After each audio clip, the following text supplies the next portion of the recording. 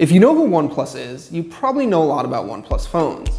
You probably know that they come loaded with high-end specs and premium build quality. You probably know that they're sold online for pretty aggressive prices. And you probably also know that they give the best phones from Samsung, Apple, and Google a good run for their money. Now, what you might not know about is OnePlus's newest phone, the OnePlus 5. The 5 carries a lot of the same traits as its predecessor, the 3T. It's got an all-aluminum premium quality build, the fastest processor you can get from Qualcomm, and the most RAM you can get inside of a smartphone. But it's also got a couple of new tricks, like a new dual lens camera, and it does have a new price that's a little bit higher than before. Let's start with the basics. The OnePlus 5 costs $479 for the 64GB model, or $539 for the 128 version. That's $40 to $100 more than the 3T, and it's priced a lot closer to the premium flagships from those other companies. That means that the OnePlus 5 has to do a little more to stand out. It has the same 5.5-inch 16:9 1080p AMOLED display as last year. The display is fine, it's bright and sharp and colorful, and you can see it outdoors, which is good. But it's not nearly as impressive as those edge-to-edge screens that we see on Samsung's Galaxy S8 or LG's G6.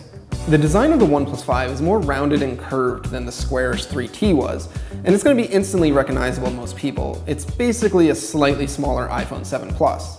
The dual camera is in the exact same spot as the iPhones, and so are these curved antenna lines.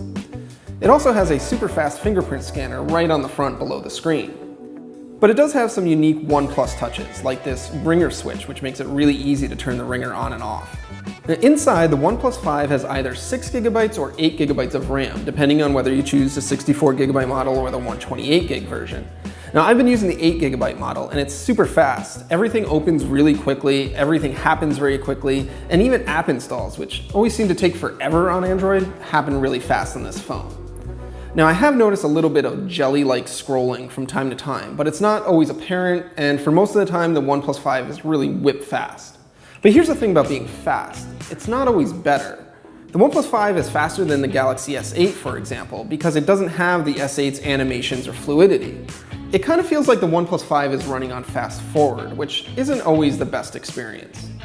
Inside is also a 3300 mAh battery, which in my experience is enough to last a full day with medium to heavy use. I'm typically able to get about 4 hours of screen time using it, which is good, but a little bit better than average, not mind-blowing. For software, the OnePlus 5 runs Android 7.1.1 Nougat, with OnePlus's modifications on top of that. OnePlus's software is really light and easy. It's basically like the same thing that Google ships on the Pixel phones, and it's very easy to use. Now, they did add a couple of things. One of them is a new reading mode, which tunes the screen to a grayscale and makes it almost look like you're reading on a Kindle, which is really easy on the eyes. If you do a lot of reading on your phone, you're probably going to appreciate this. So the OnePlus 5 has a faster f1.7 lens, a more capable sensor, and a new camera that's right next to it that has a longer focal distance. This lets you do a couple of things. You can zoom in closer to your subject, or you can do unique blurring effects like a DSLR might be able to do. But unfortunately, all of that new camera tech doesn't produce amazing images. The 16 megapixel camera doesn't have optical stabilization, which leads to softer images in low light. And the 20 megapixel camera with the longer lens has smaller pixels and not as bright of a lens.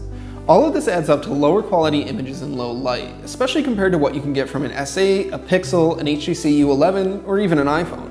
To make matters worse, the portrait mode that's supposed to mimic a DSLR is more miss than hit. Far too often it blurs too aggressively or doesn't blur all of the areas that a real camera would. Most of the time it looks pretty fake. Then there are other disappointing things about the OnePlus 5, such as its complete lack of water resistance, or if you're in the US, the fact that you still can't use it on Verizon or Sprint. So this is the OnePlus 5. It's faster and better looking than ever, but it's got a failed camera gimmick and a less attractive price tag.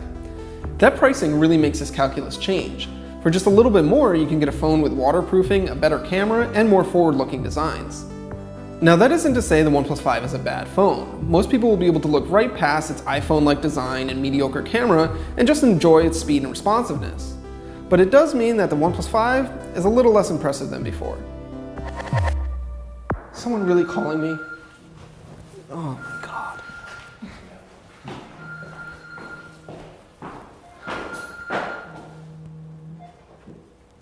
I'm mid-take, what's up?